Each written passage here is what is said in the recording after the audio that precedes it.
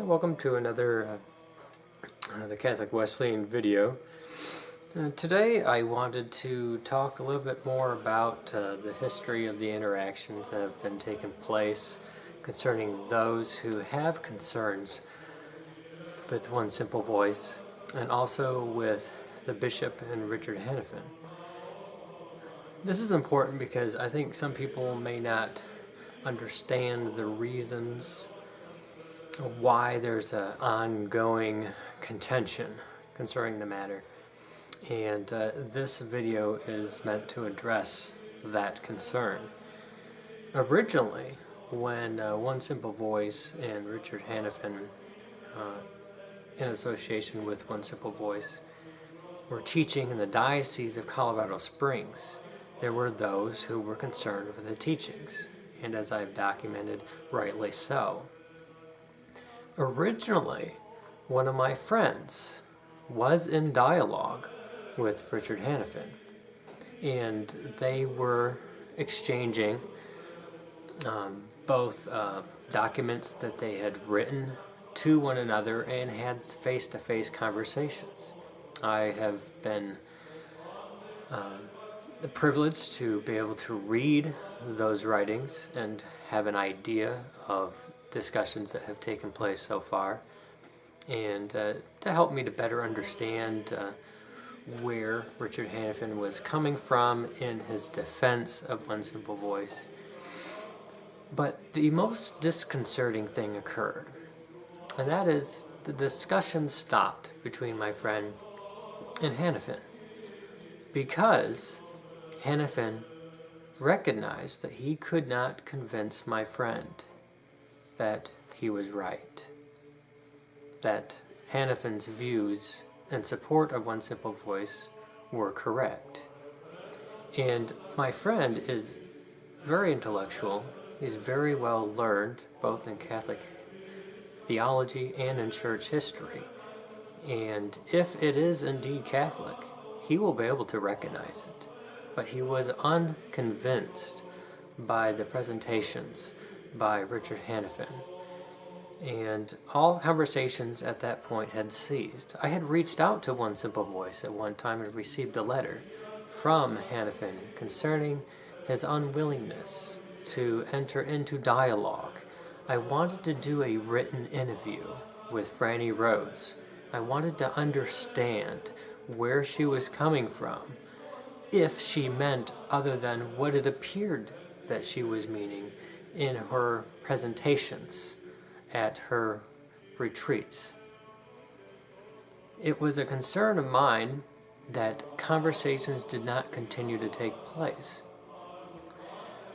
In addition to my friend and myself and some others, we have verbally and written our concerns and have sent them to the bishop. Rumor has it that the bishop had employed a theologian, somebody who is said to be reputable, to examine One Simple Voice. A report was composed and was given to Hannafin. This is as much as I've heard, and it is curious why the bishop found it necessary to have a third party examine One Simple Voice and to have that information sent to Hannafin. There seems to be a lot of political maneuvering and influences among relationships and people that's going on, and seems to control and direct the direction of how things are proceeding with this conflict. It seems that the bishop does not want to call out Hannafin directly, because Hannafin was a former bishop in the diocese, and he's also well known and well liked. I hear he's a very likable person. But no matter how likable a person is, it's always sad when their ideas begin to drift away from Catholic theology, and worse, not understand that they even have. The difficulties in helping somebody recognize that, whether through ignorance or naivety, they have drifted away from the core of the Catholic teachings and have actually adopted ideas that are contrary to the dogmas of the church. But this is not an uncommon situation. Bishops, priests, religious, they dissent. They become heretics. They begin to propagate, even among their own, teachings that are incorrect. And it is the job of the Catholic faithful in that diocese to call their bishop out, whether for teaching heresy or through the neglect to speak against it when it's spreading in their diocese. Perhaps there's wisdom that lies behind the bishop's response. Perhaps he sees that he should allow the weeds to grow up with the wheat, as Jesus says in his parable, that by pulling up the weeds, some of the wheat may be pulled up as well. Maybe he thinks if he acts too strongly and too strictly, it would cause a greater damage or schism throughout the diocese. It is unclear to me precisely what his motives are, but what we do know is that there are those in the diocese who feel neglected, who feel like their bishop is not standing up against the spread of heresy in his diocese, whether it is for nobler purposes as to take a more pastoral approach. Maybe that's why a third party was employed, because he wanted to maintain good relations with Hannafin. But that a report was drawn up, that it was given to the bishop and to Hannafin for Hannafin's benefit is a very curious thing. What does this report contain? Why hasn't it been made public? Can we gain access to this document in the future? Will it be explained to us to help us understand why it was necessary? Are there dangers in one simple voice? And does this document point out some of those dangers, as I have? I don't know the answers to these questions. And I suspect that the bishop does not want to make it a public issue. But it is a public issue. Everything that Hannafin does is public. All of the concerns that are being addressed are public. The teachings that are being spread throughout the Diocese of Colorado Springs through One Simple Voice is public. It needs a public response. We need a definitive answer from the bishop, whether or not One Simple Voice is something that is beneficial to the flock in his diocese. Is he shepherding them well? If there are, in fact, errors, but neglecting to help them understand the errors that it contains. Many years ago, I had contacted the bishop's office, and I was working with a group that claimed to be Catholic, but they were not in full communion with the Catholic Church. They were not in union with the diocesan bishop. And I was able to speak to the bishop on the phone immediately. His secretary sent me over, and we had a 15-20-minute conversation about servants of the Holy Family that are out in Black Forest. And at one time, the bishop had issued letters into his diocese, or to those particularly that he knew were being influenced by this schismatic group, this traditionalist group. While I am uncertain exactly what course of action that should be taken by the bishop at this time, it seems that because of Hannafin's influence and involvement in One Simple Voice, the bishop has chosen not to take this particular course of action. While it would seem advantageous for him to do so, perhaps he sees that the consequences of doing so would be more drastic. But of course, this is debatable. Whether or not heresy should be allowed to grow, is this what it means for the weeds not to be pulled up? What does it mean for a bishop to shepherd his flock? in such a way that false teaching don't spread like gangrene within his diocese, a concern that Paul had for his own disciples. I think it's important that we recognize that where there are dangers, where there is heresy, we should have every right to publicly speak against it and to ask for public dialogue. Not to mention, have the privilege to be able to speak with the bishop and have the bishop give us a definitive answer, to tell us very plainly, do you agree with our research? Do you agree that one simple voice contradicts Catholic teaching? Do you agree that the language is irresponsible and dangerous and misleading, both given the source of the language and the New Age influences upon Franny Rose? Now, I approach this not because I speak of Franny Rose or Hannafin as if they are ignorant. I do not believe that they have ill intent. I believe that their hearts are in the right place. But there are errors that are contained in what they're trying to teach. And they may not recognize it.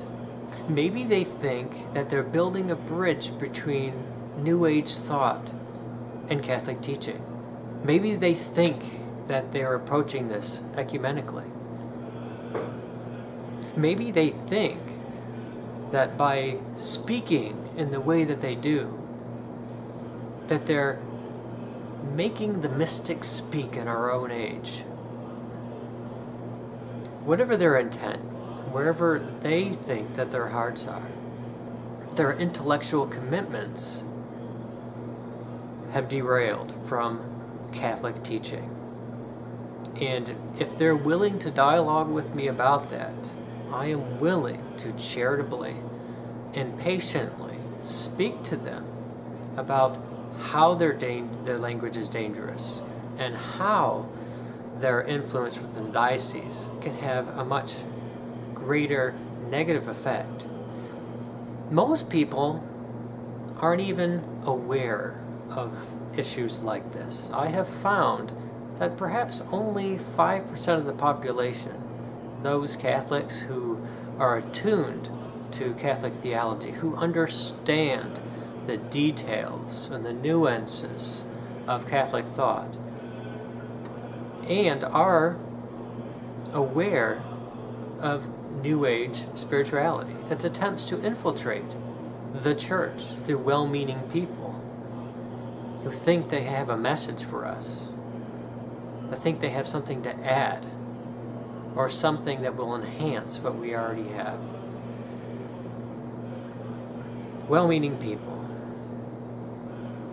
with good hearts, very likable people, but that doesn't mean that they are not wrong. If I can be shown wrong, I will apologize. However, for the sake of the 95% of the people who are not aware of these issues, who do not understand them, who simply follow a spirituality that's merely influenced by a minimal understanding of the Mass and of simple prayers, and who may not completely understand all the details involved. And after all, we're always learning, we're always growing, we're always asking new questions. But sometimes people are presented answers to questions they haven't asked. They don't know how to defend themselves, to guard themselves. They don't know how to evaluate the teachings that are involved. Everybody has their own gifts, and those who can assess situations like these, both from an ecclesiastical standpoint and both from a doctrinal perspective, needs to help verbalize those distinctions and the characteristics of the various points of theology that are concerned in these contentions. It isn't for no reason that myself, my friend, and others have put time, energy, and prayer into what we are doing. Because, like Hannafin and Franny, our heart are in the right place. And out of love for the faithful, out of charity, we want the truth to be known. Is one simple voice heretical? Yes. Why? Because of how we have documented it. Not just how, but we have proven it. Unequivocally so. And we want to help people to understand the true nature of what is going on, both in the relational dynamics between the bishop and Richard Hannafin, and also with the teachings that are coming out of One Simple Voice. And so once again, I ask the Catholic faithful in the Diocese of Colorado Springs to be on your guard, voice your concerns, email the bishop, call him, write him, speak to your friends. Make sure everybody knows that this isn't Catholic. This is not a Catholic movement. This isn't the voice of the mystics being echoed in our own day. This is New Age teaching. This is Gnosticism repackaged. And people need to understand what that is. In every age of church history, there are subtle errors that crop up. Bishops, priests, even religious get influenced by them. They become dissenters. They embrace Gnosticism. They embrace Christological heresies. In every age, people, just like you and me, speak up. We talk about the apostolic succession. We talk about the deposit of faith. We talk about the revelation to be found in Christ and Christ alone.